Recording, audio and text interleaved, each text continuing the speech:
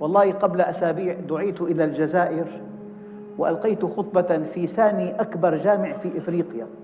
الذي أنشأ المسجد استقبلني، وقبل أن أنطلق إلى الخطبة والدرس قال لي: أنا كنت في السجن وقد رأيت ألوان التعذيب أمام عيني في عهد فرنسا، بل إن بعض العلماء قصت ألسنتهم.